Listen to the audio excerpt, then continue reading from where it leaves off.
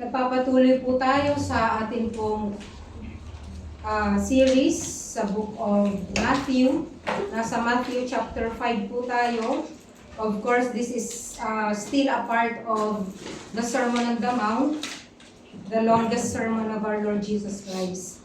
So yung text po natin na nabasa kanina sa Matthew chapter 5 verses 43 to 48, ang sabi niya, you have heard that it was said. Yun na naman po ang pasimula ng teksto. You have heard that it was said, referring to the Old Testament and referring also to the teachings that the Jews have heard from the teachers of the law and also from the scribes and Pharisees. You shall love your neighbor and hate your enemy. Ikakat ko po doon. Ramon Narvaez, the 19th century Prime Minister of Spain, on his deathbed was asked by a priest. And he asked him and said, "Does your excellency forgive all your enemies?" And Ramon Narvaez said, "I don't need to forgive my enemies because I have them all shot." So, tinanong po siya nung pare, no? Kung napatawad niya ba o kaya niyang patawarin yung kanya pong mga kaaway. At ang sabi po ni Narvaez, hindi po sila kailangang patawarin kasi pinabaril ko na silang lahat. Yun ang sagot po niya. So, that is normal, ano? Normal po sa mga tao na ganun po ang response, lalo na po kapag meron pong mga political issues, mga political na pag-aaway. At hindi lang po sa politika, kundi sa individual po na nagkakaroon po tayo ng tinatawag na enemies o tinatawag na kaaway. Pag sinabi pong enemies, either ginawa mo siyang enemy, you have made them enemies, or they have made you their enemies. Kaya sabi po ng Bible, you shall love your neighbor, pero ang idinugtong po dito, and hate your enemy. So there is a traditional teaching about love. At yung una pong tatalakayin po natin dito, dalawa, the traditional teaching about love and what Jesus is teaching about love or loving enemies.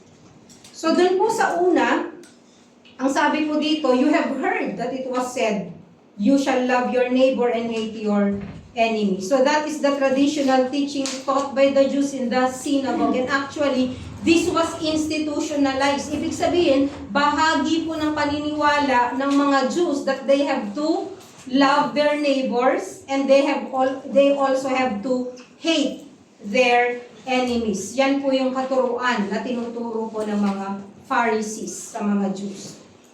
And dito po sa part na ito, nasuway po ng mga Jews and teachers of the law, yun pong sinasabi sa Deuteronomy chapter 4 verse 2, na ang sabi, you shall not add to the word which I am commanding you, nor take away from it, that you may keep the commandments of the Lord your God, which I command you.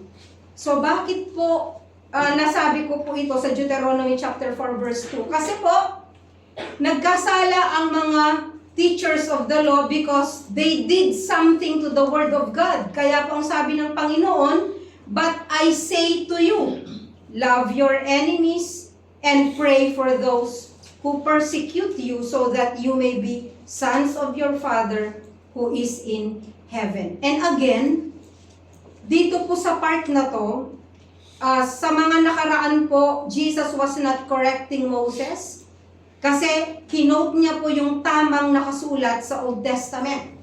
But in this part, wala pong nakalagay sa Old Testament na love your enemies. Wala po tayong makikita na ganun doon po sa Old Testament. Kaya po, ang sinabi ng Panginoong Jesucristo, but I say to you, love your enemies and pray for those who persecute you. So ano pong ginawa ng mga religious leaders?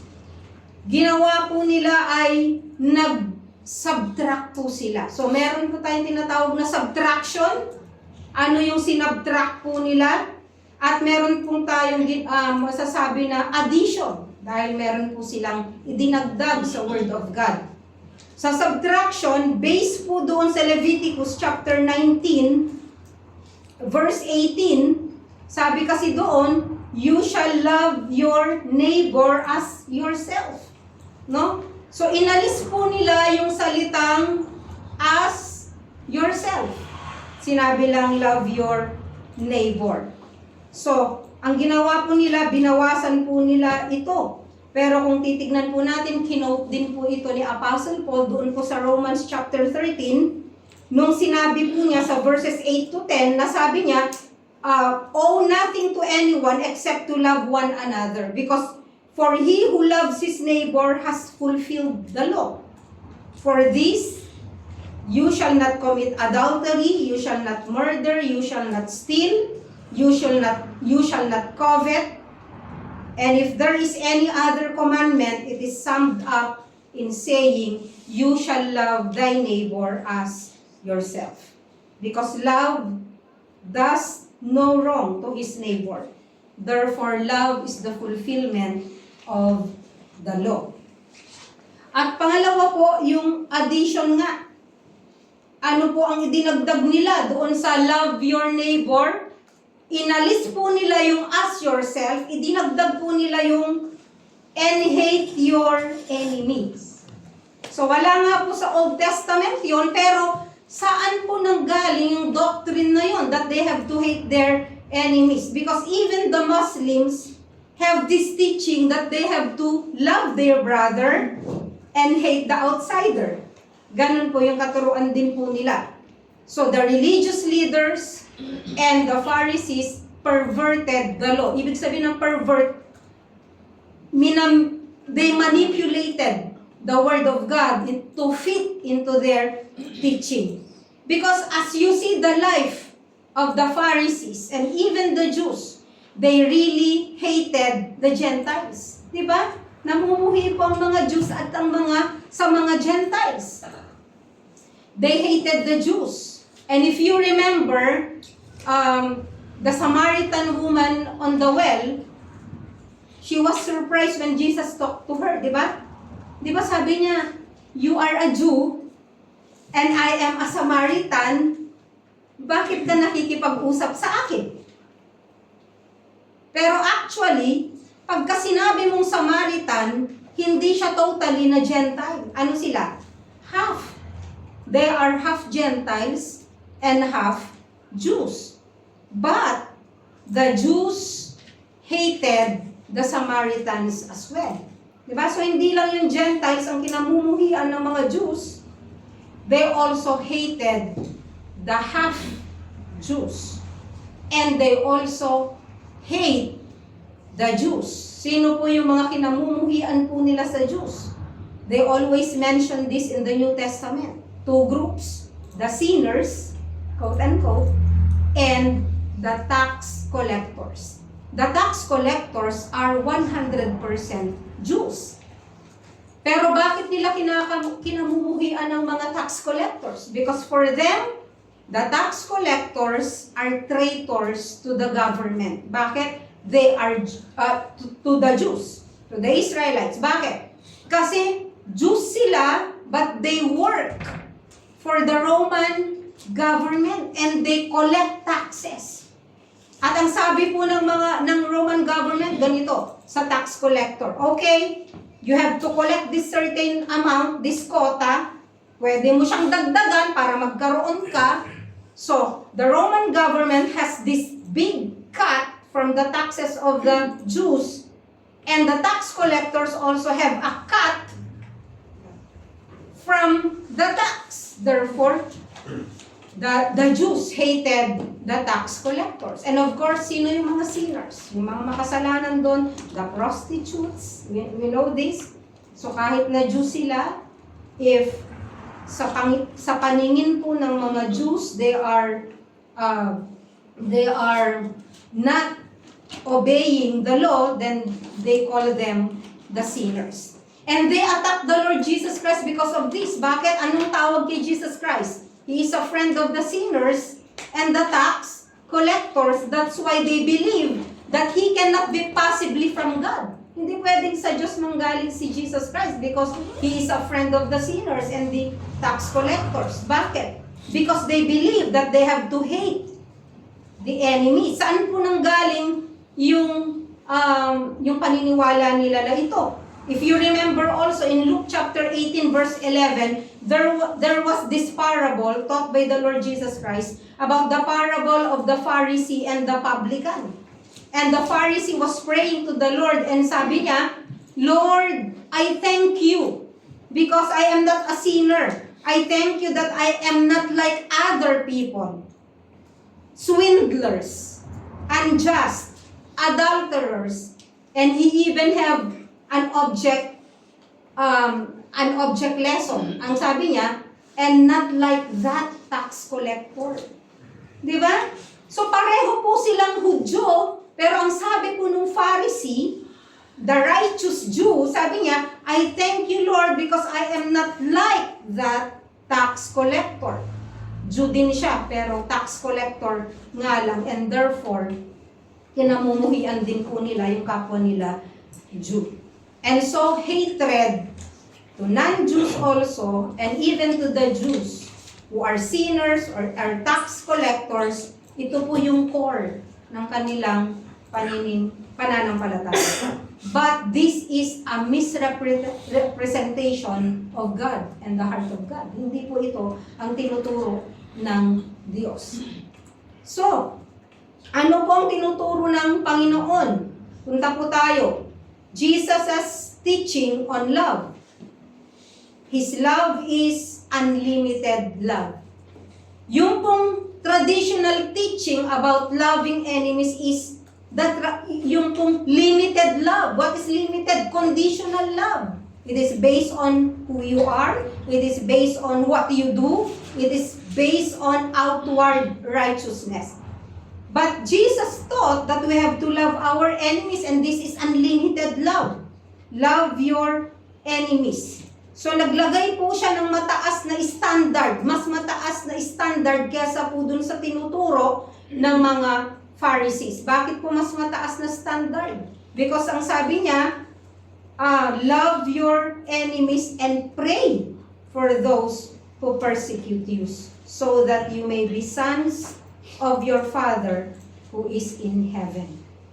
And Jesus goes on to explain that loving those who love us is easy. Madali lang magmahal. Reciprocal kasi, di ba? If you love me, I love you. I love you if you love me. Okay? If you like me, I like you. Ganun po. So madali. Wala tayong effort na gagawin. It is easy. Pero nag-raise ang Panginoon ng higher standard. That you have to love those who don't love you. You have to like those who dislike you. Di ba? So, parang sinasabi, okay, ito yung standard nyo. Pero ito yung standard ko. And always, Jesus is raising the bar ng righteousness na sa tingin natin ay parang hindi natin kaya. Kasi hindi naman natin talaga kaya. Outside the grace of our Lord Jesus Christ. And also, He also explained about loving our neighbors. So, ano po ba yung sinasabi ng Bible na neighbor po natin? Who is our neighbor? So, meron pong parable na nabasa natin, I know, doon po sa Luke chapter 10. And that is the parable of the Good Samaritan. Because doon po sa verse 25, a lawyer asked the Lord Jesus Christ, ang sabi niya, who is my neighbor? Diba? Ang sabi kasi ng Panginoon doon, sabi niya, thou shalt love the Lord thy God with all your heart, mind, soul, and strength. And thou shalt love your neighbor as yourself. So Jesus made this statement. And the lawyer said, who is my neighbor? Kasi gusto niyang i-justify yung kanyang sarili. Kasi sabi niya, you have to love your neighbor as yourself. And of course, sa mindset po ng isang Jew, ang neighbor lang po nila ay yung mga kapwa po nila na mga Hudyo. Yun po ang nandun sa kanilang isip. No? So, nagkwento po ang Panginoon. Ang sabi niya, a man was going down from Jerusalem to Jericho. This is the parable of the Good Samaritan. Luke chapter 10, verses 30 to 37. So, ang Jerusalem po, kasi nasa taas, pababa siya papunta ng Jericho. Okay? And Jerusalem is 3,300 feet ang taas.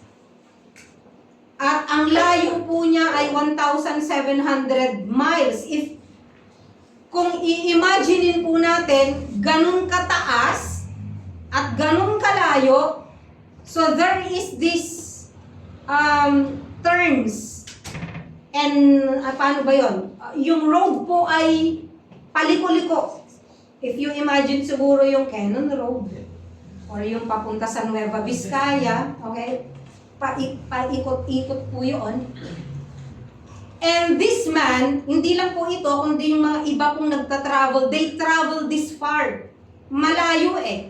And so, kung ikaw yung nagta-travel, hindi mo makikita kung sino yung parating or kung sino yung nasa likod mo. And so, marami pong bandits dito.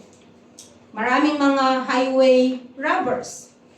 And ang sabi po ng Bible, he fell among the robbers.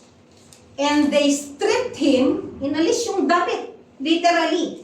Because we know na ang kasuotan po ay mahalaga rin. Mamahalin, especially the cloak.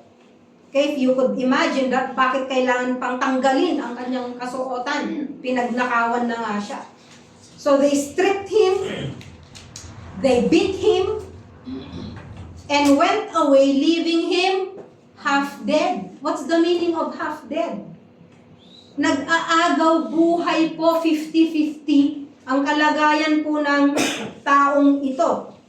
And we presume that Jew po siya. Because galing po siya sa Jerusalem. Okay? And by chance, a priest was going down on that road. Pag sinabing priest, banal. Okay? Sa paningin ng tao, banal. Siya ay nagsiserve sa loob ng temple. Pero ang sabi ng Bible, and when he saw, nakita niya.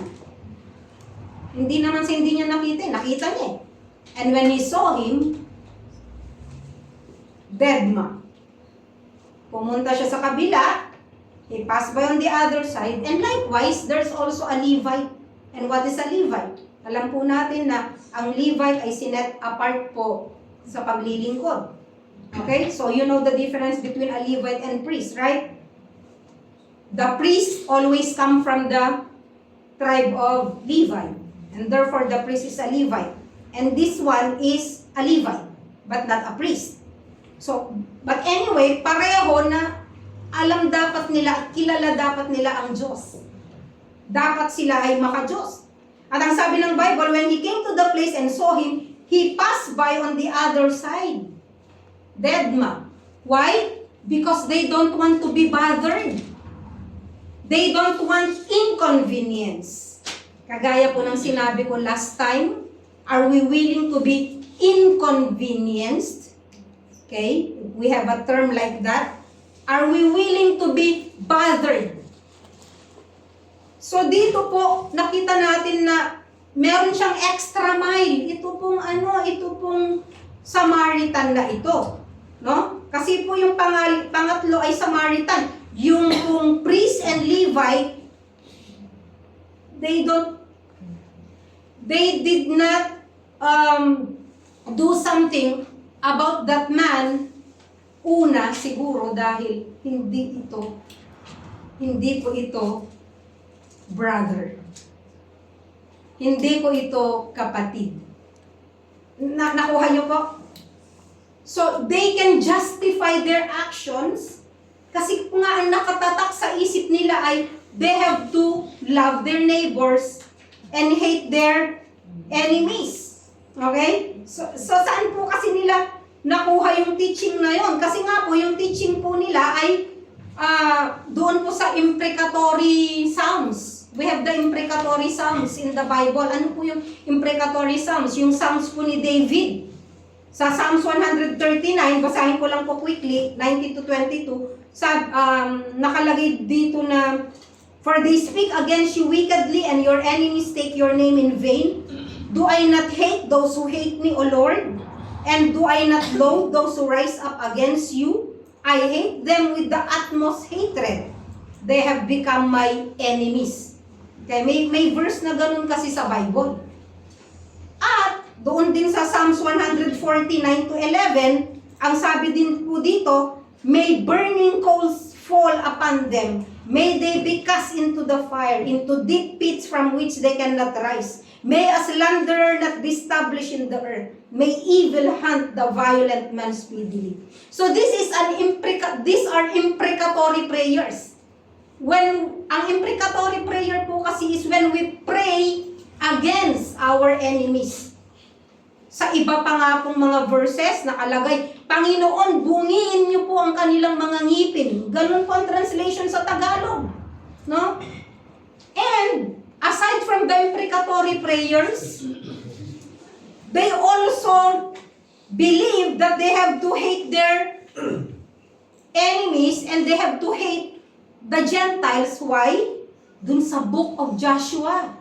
Do you remember the book of Joshua when God commanded them na in order for them to enter the promised land, they have to fight and destroy the Canaanites.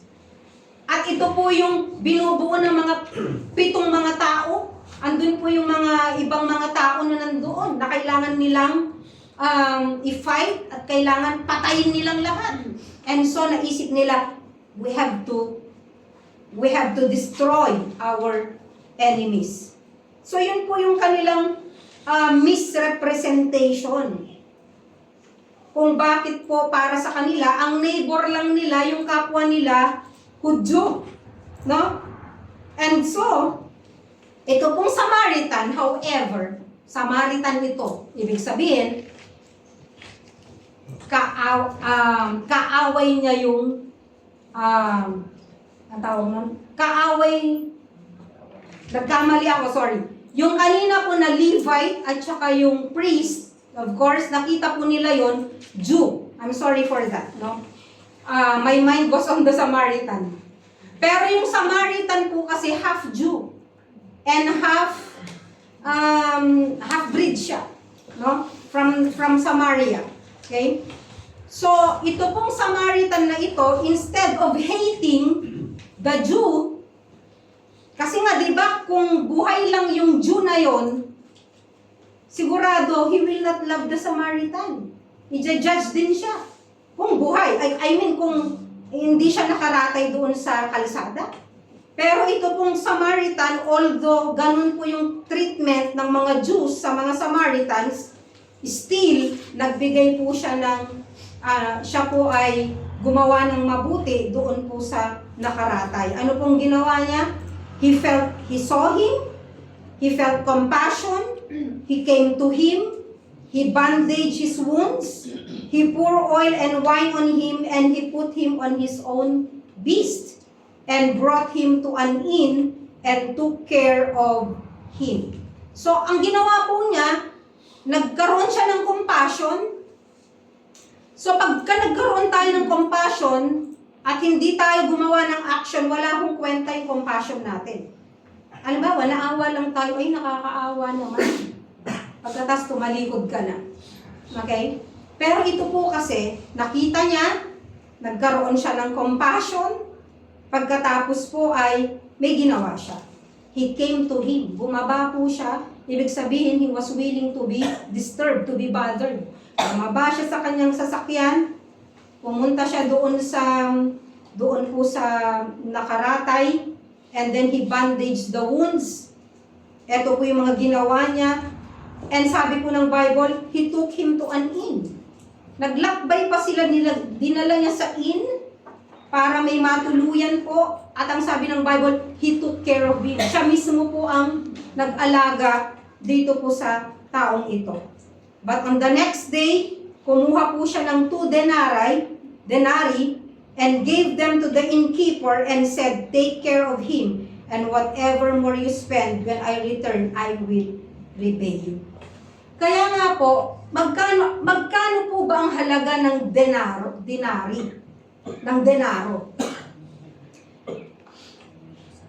Isang araw na sweldo. Magkano po yung sweldo nyo sa isang araw? Halimbawa po, buong oras nagtrabaho kayo, kunyari, 8 hours. Magkano yung sahod nyo? Okay?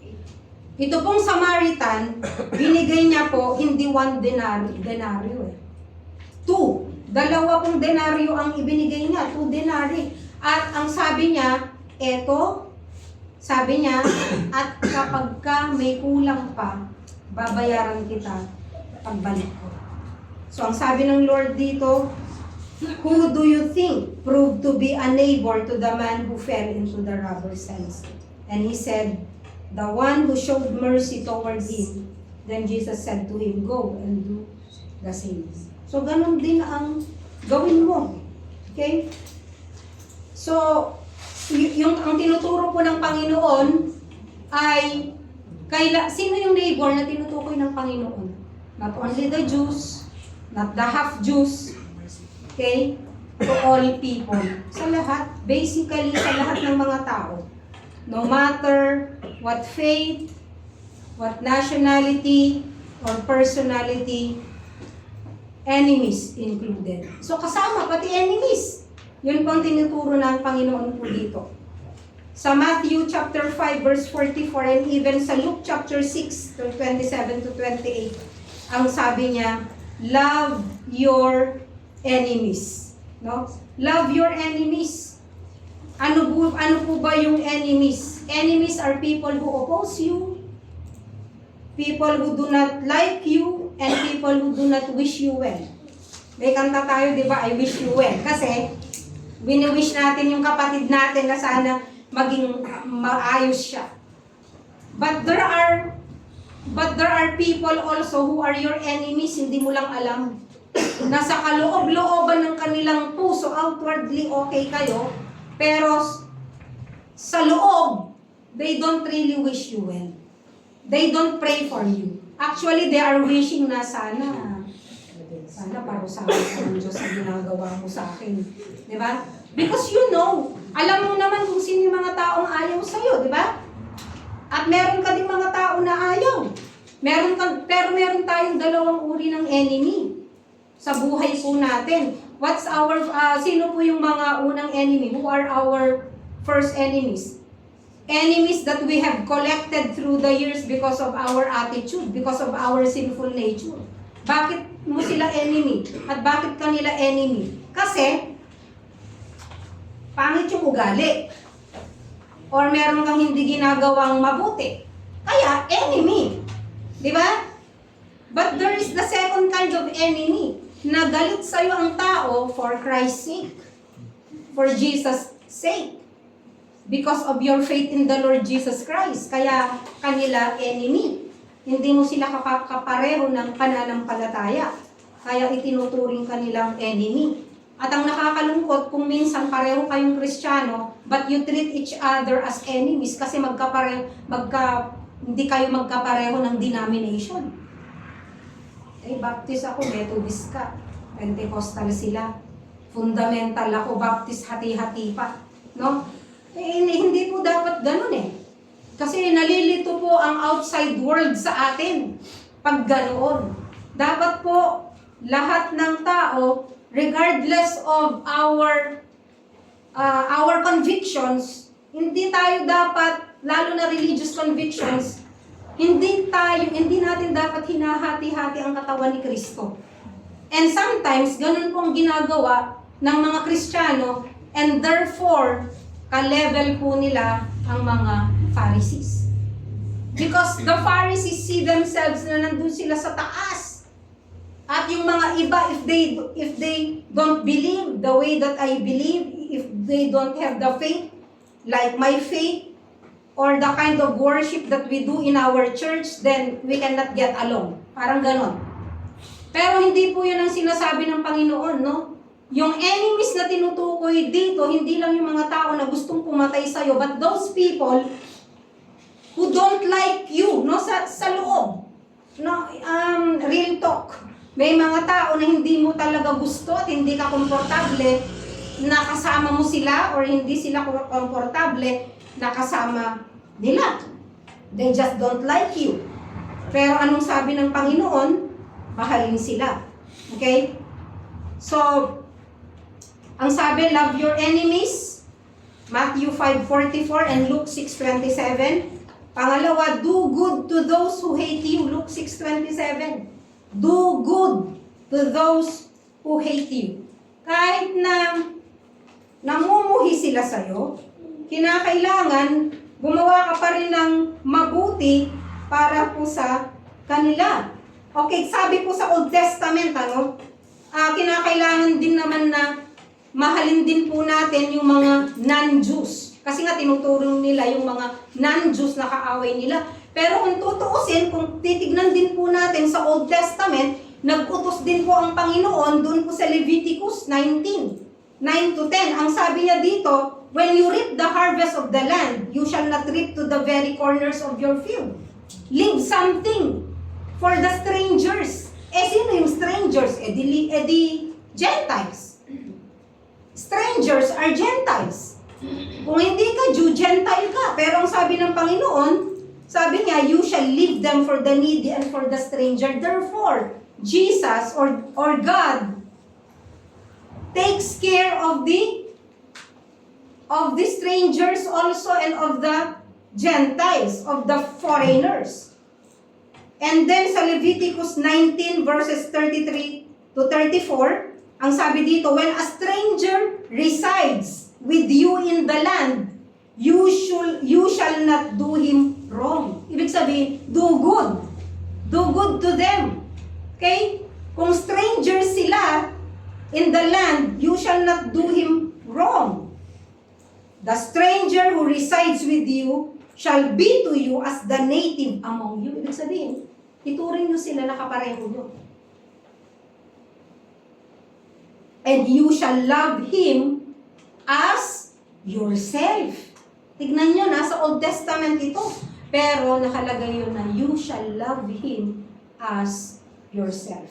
And so, yung sa Luke chapter 6, nasabing ganun na do good to them. Kapareho nung nasa Old Testament na do good or you shall not do him wrong. Kung tutuusin nga po, hindi lang po doon na nasusulat na kailangan po nating magpakita ng mabuti sa mga enemies. Kasi kahit po doon sa Exodus chapter 23, 4-5, ang sabi ng Panginoon, if you meet your enemy's ox or his donkey, enemy sinabi talaga ng Lord na, if you meet your enemy's ox or donkey, wandering away, anong sabi niya? You shall surely return it to him. Imagine, iistorbohin ko yung sarili ko, enemy ko nga may-ari dun sa ox na yon. You know why? Because Israel is an agrarian country. Kapag kawala po yung ox nila or donkey, ano pong mangyayari? Wala po silang gagamitin para po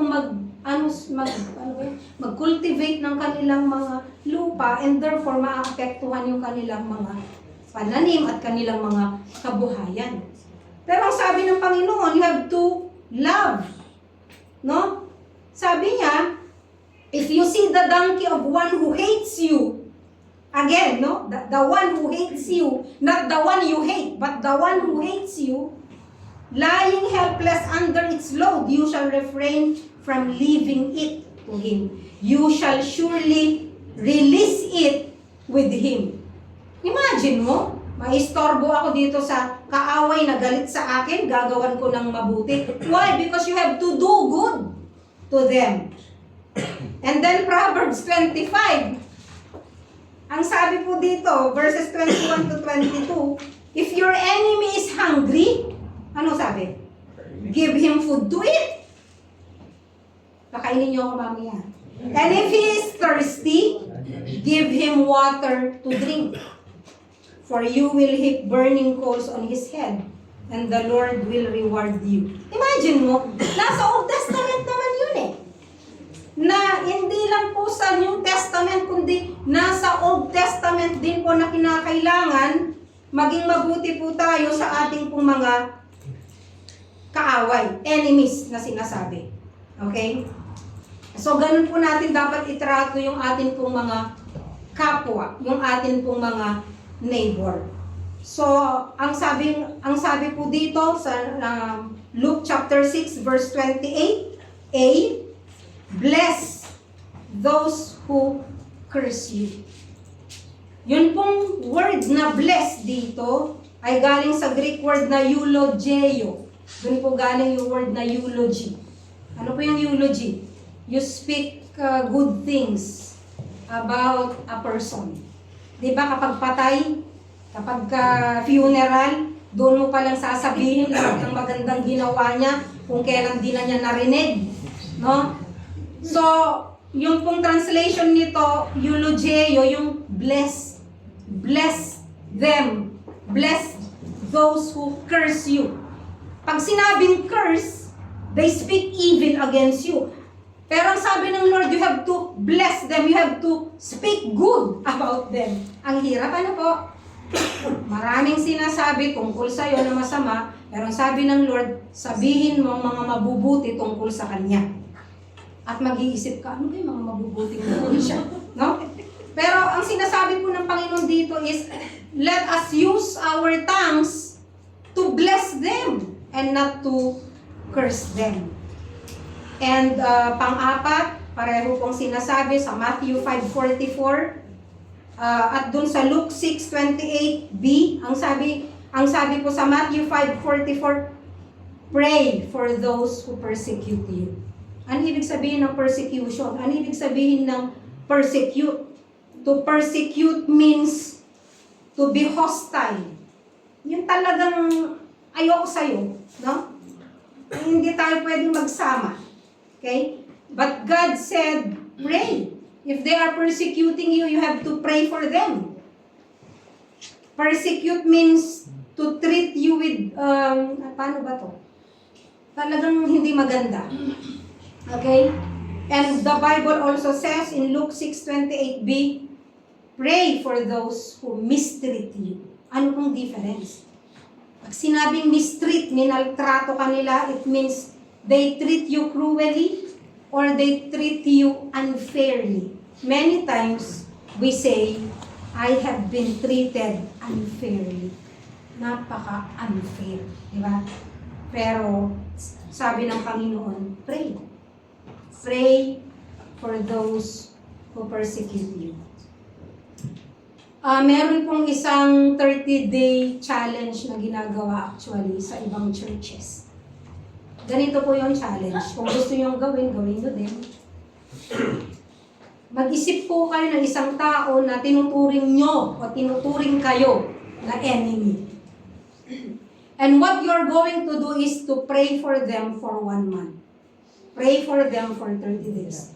Not to pray against them. Okay? But to really pray for them. Pray. Pray for these people or for this person. And after 30 days, tignan mo kung ano ang gagawin ng Panginoon sa puso mo.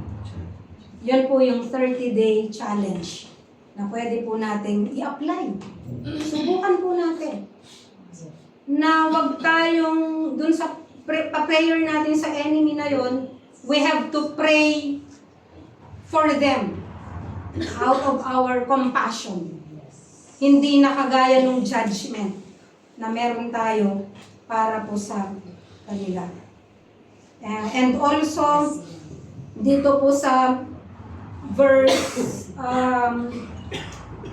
45, di ba ang sabi dito sa verse 45, so that you may be the sons of your Father in heaven. Anong ibig sabihin nun?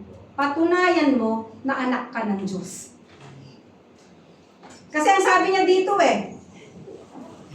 Love your enemies and pray for those who persecute you so that you may be the sons of your Father who is in heaven. For He causes His sun to rise on the evil and the good, and sends rain on the righteous and the unrighteous. Kahapon po, ay nung nakaraang araw ba yun? Umulan, di po ba? Doon po sa mga bukid, pag umuulan, ako righteous ako.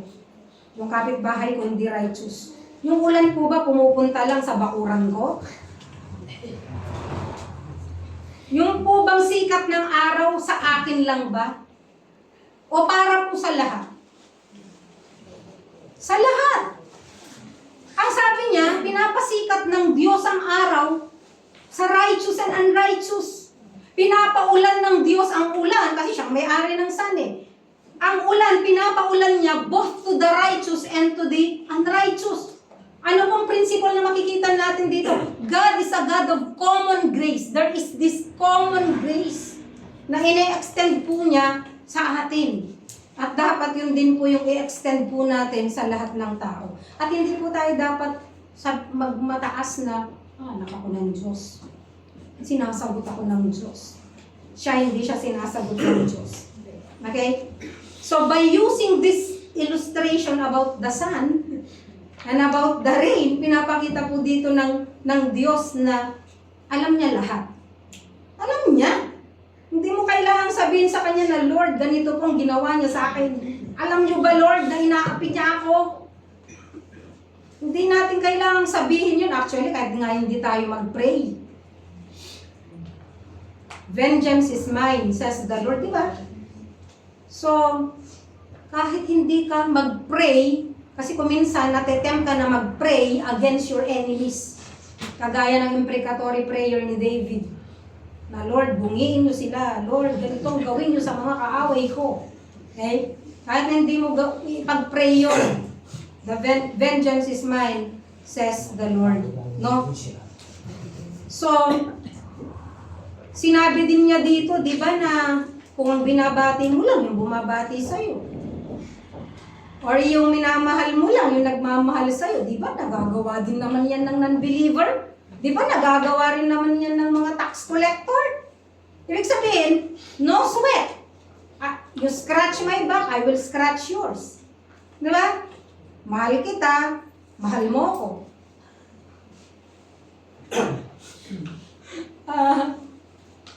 Kung yung nakita ko na naman sa ano, pag nanonood kasi tayo, matatawa tayo kung minsan. Di ba may president nga na nakikipagkamay pero ilang beses ayaw siyang kamayan? Okay. Pero ang ex-president natin, kinamayan niya. Di ba? So, sa ibig sabihin, people can really show you they don't like you. Diba? Kunyari, di kanila nakita. How many times din na meron akong nakasakayan na ano lang to kwento. Pero it's really nothing. Pero naalala ko lang bigla na nasa bus. And then, this person talked to sa kapwa kapatid na kasabay ko and I was greeting and he or she na lang para hindi halata.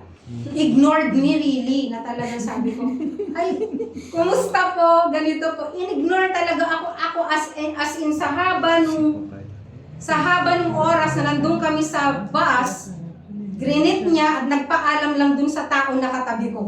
Okay? As a normal person, what should I feel? What should have I felt? Siyempre masakit no? Pero I try to brush. Okay, and wala lang, no? So sometimes there are people who treat you as their enemies for some other reason, I don't know. At ganun din kayo, I know. Na meron din ganun na people ignore you, like ignore kahit na mismo sa church, nakikipagkamay kayo, and they try to evade you by not looking in your eyes. Nung hindi ka nila titignan.